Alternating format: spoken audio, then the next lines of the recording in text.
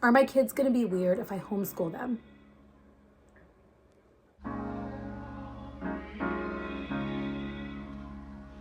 Hey you guys, welcome back to my channel. If you're new here, I'm Christina, and in today's video, I am tackling socialization.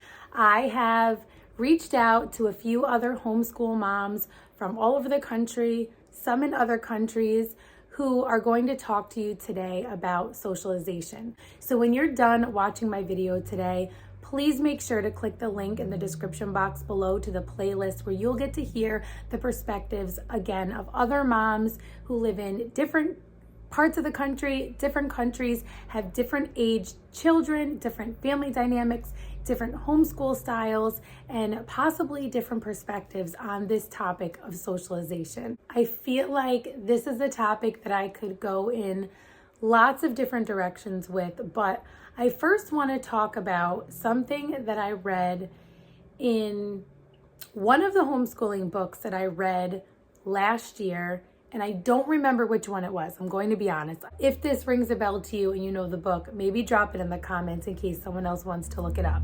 But it had to be either The Call of the Wild and Free, The Brave Learner, or is it Homeschool Bravely? It's the Jamie Erickson one. It had to be one of those three, I think. I'm pretty sure it was one of those three. In those books, there were some things that came up, such as how things used to be done. So I know that the world changes and grows, and that in some ways we need to change and grow in order to survive in the world, thrive in the world, whatever you want to call it. But before there was traditional schooling, before there was grade levels, right? Even if you stick with schooling, there was the one-room schoolhouse, right? And there were different aged kids still getting educated in the same room around each other, and having that experience of different ages of kids in the same room and learning from one another. Now, I see pros and cons to that, especially when you don't have control over who those children are necessarily. But before that, you had kids primarily learning from parents, mentors, people that the parents were choosing to teach their children. Maybe they were learning to become a blacksmith, so they mentored under the blacksmith. They were an apprentice. Maybe they were learning to become a nurse. And there were all these different ways to educate. But I'm not here to go on a rabbit trail either about the history of education. What I'm saying, though, is that human beings for centuries have learned and grown and thrived in experiences that aren't primarily large groups of same-aged peers for the majority of the day and the majority of the week and the majority of the month and the majority of the year. When you really break it down, how do I learn to become what's next?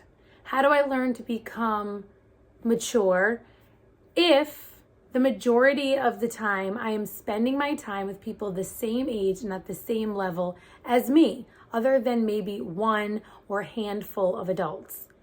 The majority of my personality is going to come from the people that I am around the most. And that's just reality. That's even true for us as adults. So that's kind of one point that I want to point out, is that your children will take on the characteristics and the personality traits and the belief systems, for the most part, of the people that they are around the most. That is just human nature. So you have to ask yourself, do I know the beliefs, personalities, and character traits of everyone that my child is around? And are those personalities, character traits, and beliefs that I want them to have? In a perfect system, maybe you're like, yes and yes. So maybe I'm okay. I'm not here to convince anyone they need to homeschool. I'm not here to convince anyone that it's the best way. I will give you my perspective and my thoughts. I don't believe being with a group of same-aged peers for 6 to 8 hours a day, 5 days a week, 10 months a year is ideal for child development. Not mentally, not emotionally, and certainly not spiritually. Do I think that some places are better than others for this to happen? Absolutely. And I have to give the disclaimer that I feel about homeschooling in general, which is that if home is a healthier and more loving environment than school, then yes.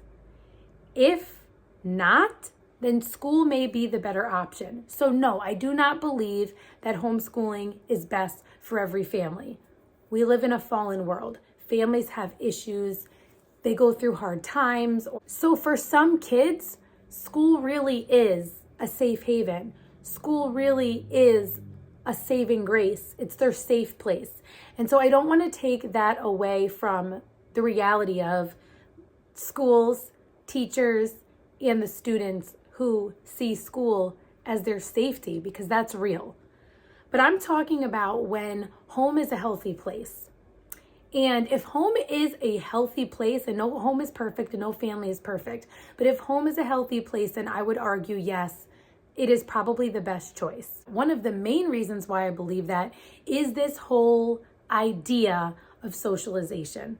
And so I have so many ideas surrounding this, and I don't want to go on too many rabbit trails. So what I'm going to do is I'm going to read to you a couple excerpts from two of the books that I'm reading right now.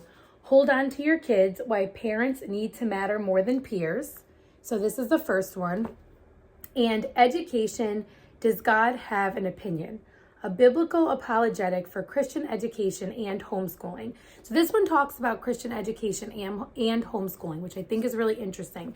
But there is a specific chapter on socialization, and that's actually the only chapter that I've read so far. But first I want to talk about this book. This book is incredible, and I'm only a couple of chapters in. And this is written by an MD and a PhD who came together to talk about this whole idea of child development and socialization. And just to read to you a couple of things from the back, it says, a wonderful book and a powerful wake-up call to parents.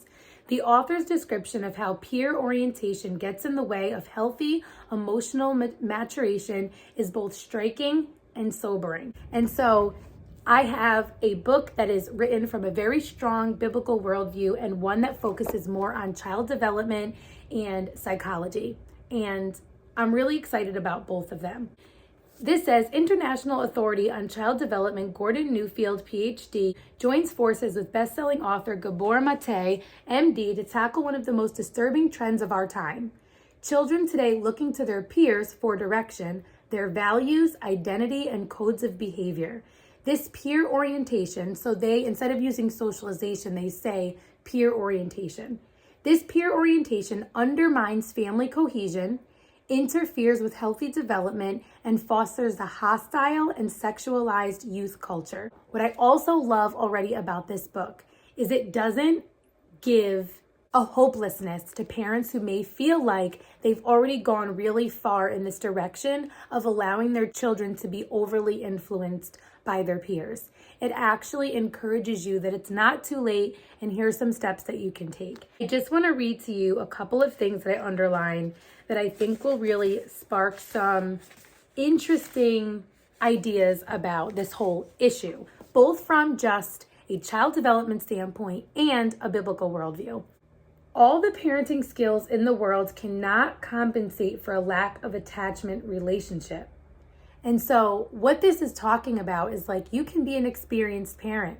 You can read every book in the world, but if you don't have an attached relationship with your child, you cannot appropriately influence them. You should be the strongest influence in their life. Society wants to lie to us and tell us that we don't want to be controlling, and we don't want to be helicopter parents, and we don't want to be over involved, and we don't want to be micromanaging our kids. That is a lie. We are actually supposed to be watching over them, knowing what they're doing, guiding them through the things that they're doing and that they're exposed to, and leading them in the right direction. We are supposed to be influencing them. That is our job. That is why they are not out on their own at 13 years old. There's this perception in our culture that once they're 13 years old, they're a teenager, and teenagers need independence, and teenagers need to socialize, and teenagers need to learn about the real world. Yes, we can teach them about the real world while coming alongside them, walking with them through real life, instead of being like, they're going to figure it out with their friends and they're going to experiment. No. That's not what we're called to do as parents. Every parent-child relationship that at the beginning are powerful and fully nurturing can become undermined as our children move out into a world that no longer appreciates or reinforces the attachment bond. That's what I'm talking about. A society and a world and a culture that does not appreciate or reinforce the attachment bond. Children are increasingly forming attachments that compete with their parents, peers, video games, social media, with the result that the proper context for parenting is less and less available to us. It is not a lack of love or of parenting know-how, but the erosion of the attachment context that makes our parenting ineffective. Here's another one.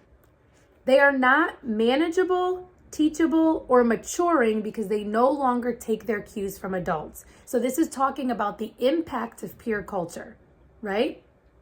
Instead, children are being brought up by immature persons who cannot possibly guide them to maturity. This is kind of what I was talking about or touching on when I said, how am I going to learn to become mature when I'm spending time with everyone who's at the same level as me, right? Even as adults, like, we need mentors to look to. We need women who have raised their children before us in the belief system that we want to raise our children in. Right? We read books by experts to kind of gain insight. If you're a Christian, you read the Bible and look to God for guidance. You look at the people of faith in the Bible that walked this walk and this path before us.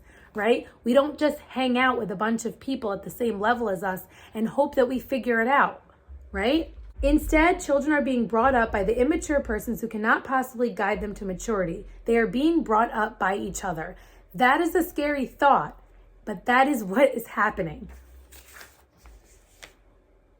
I swear I'm not trying to just read this whole book to you guys, but some of this is said way better than I could say it. So here we go. As we will show, children cannot be oriented to both adults and other children simultaneously. One cannot follow two sets of conflicting directions at the same time. The child's brain must automatically choose between parental values and peer values, parental guidance and peer guidance, parental culture and peer culture, whenever the two would appear to be in conflict. So anytime that your influence, your belief systems, your morals conflict with their peers, they are left with a choice. They cannot commingle them. They're left with a choice. Who do I decide to follow? And it is their natural bent, especially the more they're oriented towards their peers, to follow their peers. Sorry guys, I get a little fired up about this because I think it's so important. Are we saying that children should have no friends their own age or form connections with other children? No. On the contrary, such ties are natural and can serve a healthy purpose. In adult-oriented cultures, where the guiding principles and values are those of the more mature generations, kids attach to each other without losing their bearings or rejecting the guidance of their parents. In our society, that is no longer the case. Peer bonds have come to replace relationships with adults as children's primary sources of orientation. What is unnatural is not peer contact, but that children should have become the dominant influence on one another's development. There's just so much good stuff in this book that I encourage you that if this is a topic that you are interested in, which I'm guessing it is if you clicked on this video, you want to grab this book. I will link it down below. I got it on Amazon. Next one, education. Does God have an opinion? Guys, I'm going to try to just give you a couple points and then I'm going to wrap this up with some of my own thoughts. There is a common myth that has permeated our society that says, in essence, my children won't be properly socialized unless I allow them to spend quantitative time around other children their own age. This belief, although commonly held as fact, and often perceived as truth, is false. Peer group socialization corrupts good moral character.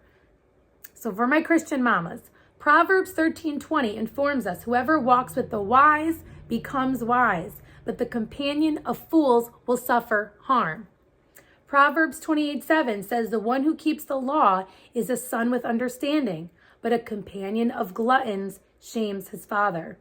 1 Corinthians 15:33 warns, do not be deceived. Bad company ruins good morals.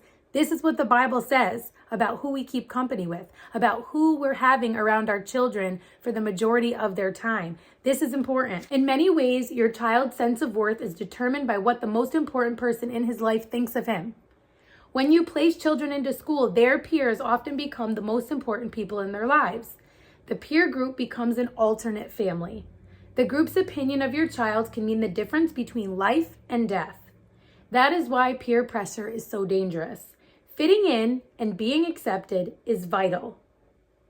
Influence is determined by two primary factors, time and acceptance/affirmation. Whoever spends the most time with your child and affirms them the most for who they are will have their allegiance and loyalty. This is another book, you guys, that if you're homeschooling, if you're thinking about homeschooling, if you're trying to decide what is the best path for your child's education, and you are interested in what God has to say about it, you need this book. I'll link that one down below as well. So to sum it up, I think you guys know where I stand on this topic of socialization. But let's talk about,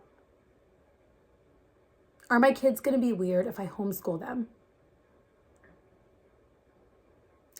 If weird means they are not going to be like the majority, then yes, they are. That's why most people homeschool, because they don't want the majority. They don't want the norm. They don't want the status quo. They want something different. So if that's what you mean by weird, then absolutely. Are they going to be left out of things if we don't allow them to participate in some of the things that other kids are participating in? Yes, they're going to be left out. They're going to be left out of inappropriate things on TikTok. They're going to be left out of inappropriate things coming into their DMs on Instagram. They're going to be left out of inappropriate things going on at peers' homes. The heart of most moms, if they really sit down and think about it, is that you're probably okay with them being left out of those things. If you are needing more homeschool encouragement on a variety of topics and perspectives, I am a speaker in the For the Love of Homeschooling virtual homeschool conference, which is available at the link down below in the description box. There are 40 different speakers, again, on a variety of different topics, and there are a variety of free printables as a grab bag with the purchase of the conference. So I wanted to make sure that you know about that if you are looking for more insight into homeschooling, whether, again, you are considering homeschooling, you are currently homeschooling, or you've been homeschooling for a long time. It is a great conference, so definitely check that out below. The playlist to the other moms talking about this topic of socialization is linked down below. If you liked this video, please give it a thumbs up. Comment down below and let me know your thoughts. I'm really interested to hear your perspective on this topic of socialization. If you have follow-up questions, definitely drop those down below. If you're new here, introduce yourself. I love to get to know you guys. I'm also over on Instagram. If you're not already following me over there, you can follow me at rooted_homelife. If you're not already subscribed, I would love if you would subscribe and stick around. In a couple of days, I'm going to be sharing with you a spring curriculum update video and just kind of sharing some things that we're going to be adding in for spring. So I hope to see you soon in one of my next videos. And until next time, stay rooted.